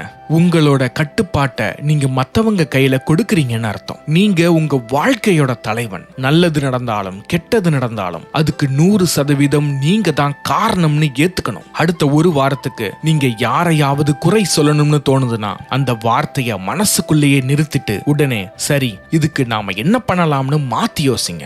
உங்க மேல விழுற எல்லா பழியையும் ஏத்துக்கோங்க. அப்படி ஏத்துக்கும் போது அந்த பிரச்சனையை தீர்க்கிற சக்தி உங்க கைக்கே வந்துடும். விதி 3, உனக்கான எல்லையை வரை. எல்லைனா என்ன? ஒருத்தர் எந்த அளவுக்கு உங்க வாழ்க்கைக்குள்ள வரலாம், உங்ககிட்ட எப்படி பேசலாம், உங்களோட எப்படி பழகலாம்னு நீங்க முடிவு பண்ற விதிதான் இந்த எல்லை. உதாரணத்துக்கு உங்க அக்கா, அண்ணன் உங்களை தனிப்பட்ட விதமா கேலி செஞ்சு பேசுறாங்க, நீங்க சிரிக்கிறீங்க. அவங்க அதை தொடர்ந்து செய்ய ஆரம்பிக்கும் போது உங்க மனசு கஷ்டப்படுது. சுயமரியாதை இல்லாத நேரத்துல சிரிச்சுட்டு பரவாயில்ல சொந்தம் தானேன்னு விட்டுடுவீங்க. சுயமரியாதை வேணும் அப்படின்னா நீங்க அமைதியா அவங்க கிட்ட, நீங்க என்ன கேலி செஞ்சு பேசுறது எனக்கு பிடிக்கல, அடுத்த தடவை இப்படி பேசாதீங்கன்னு தீர்க்கமா சொல்லணும். ஒரு குறிப்பேட்டில் உங்க எல்லைகளை என்னன்னு எழுதுங்க. யாரும் என்னோட அனுமதியின்றி எனது பொருட்களை எடுக்க கூடாது, என்னோட உணவு நேரத்தில் தொந்தரவு பண்ணக்கூடாது. இந்த மாதிரி உங்க எல்லையை எழுதி வைங்க. ஒரு தடவை நீங்க எல்லையை முடிவு பண்ணிட்டா யாரா இருந்தாலும் அதுக்காக மனசு கஷ்டப்பட்டாலும் நீங்க உறுதியா இருக்கணும். உங்க மன நிம்மதி தான் இங்க ரொம்ப முக்கியம். விதி 4, சின்ன வெற்றிகளை சேகரி. சுயமரியாதைங்கிறது ஒரு நாள்ல வானத்துல இருந்து குதிக்காது. நீங்க செய்யும் சின்ன சின்ன செயல்களால தான் அது வளரும். பெரிய இலக்கா வச்சு அதை முடிக்க முடியாம நீங்க சோர்ந்து போகிறதுக்கு பதிலா சின்ன சின்ன வெற்றிகளை சேகரிக்க ஆரம்பிங்க. தினமும் காலையில இன்னைக்கு நீங்க கண்டிப்பா முடிக்க வேண்டிய சின்ன பணிகளை எடுத்துக்கோங்க. உதாரணத்துக்கு புத்தகத்துல ஒரு பக்கம் படிக்கணும் அப்படின்னா அதை நீங்க முடிக்கும் போது உங்க மேல உங்களுக்கே இருக்கிற மரியாதை அதிகமாகும். இதே போல சின்ன சின்ன வெற்றிகளை சேகரியுங்கள். விதி 5, உன்னை நீயே கவனி. சுயமரியாதையோட அடிப்படையே சுய கவனிப்பு தான். மற்றவங்களுக்கு உதவுறதுக்கு முன்னாடி உங்களை நீங்க கவனிச்சுக்கணும். உங்க உடம்பு, உங்க மனசு, உங்க உடைகள், இது எல்லாமே உங்களை நீங்க மதிக்கிறத மற்றவங்களுக்கு காட்டும். உடற்பயிற்சி செய்யறது, இல்லனா யோகா பண்றது, இல்லனா சத்துள்ள சாப்பாடை சாப்பிடுறது, இதெல்லாம் மற்றவங்களுக்காக இல்லாம உங்களுக்காக செய்யணும். உங்களுக்கு தனியா இருக்க பிடிக்குதுன்னா 1 மணி நேரம் தனியா இருங்க. உங்களுக்கு பிடிச்ச பாடலை கேளுங்க. 30 நிமிட விதியை பின்பற்றுங்க. தினமும் 30 நிமிடம் உங்களுக்கு மட்டுமே நேரம் ஒதுக்குங்க. இதுல யாருக்காகவும் வேலை செய்யவே கூடாது, நீங்க மட்டுமே இருக்கணும். நீங்க எங்கேயும் போகலனா கூட வீட்டுல இருக்கும் போது கூட அழகான உடை உடுத்துங்க. இதன் மூலம் மத்தவங்க உங்ககிட்ட பேசுற விதமே மாறிடும் அப்படின்னு சொல்லி குரு தன்னுடைய உரையை முடிச்சிட்டு அகிலனை பார்த்து பேச தொடங்குறாரு. சுயமரியாதையை வளர்க்க நான் சொன்ன அந்த 5 தங்க விதிகள் என்னென்ன அகிலா அப்படின்னு கேட்க, அதுக்கு அகிலன், முடியாது என்று சொல்ல பழகு. 2, சுய பொறுப்பை ஏற்றுக்கொள்ளுங்கள். 3, உங்களுக்கான எல்லையை வரை. 4, சின்ன சின்ன வெற்றிகளை சேகரி. 5, உன்னை நீயே கவனி அப்படின்னு அகிலன் சொல்லிட்டு, நான் எது சுயமரியாதை என்று தெரியாமல் தவறு செய்து விட்டேன், இனிமேல் திருத்திக் கொள்கிறேன் அப்படின்னு அகிலன் தன்னுடைய உரையை முடிக்கிறான். அதற்கு குரு நன்று அப்படின்னு சொல்லி, இந்த 5இல் நீங்க உடனே ஆரம்பிக்க வேண்டியது உனக்கான எல்லையை வரை அப்படிங்கிற விதிதான். இந்த நிமிடம் நீங்க இருக்கிற இடத்துல ஒரு சின்ன விஷயத்துல கூட உங்க எல்லையை மீற விடாதீங்க. அதை நீங்க செஞ்சு முடிச்சுட்டு வாங்க, உங்களுக்கே ஒரு புத்துணர்ச்சி கிடைக்கும்னு சொல்லி குரு தன்னுடைய உரையை முடிக்கிறாரு.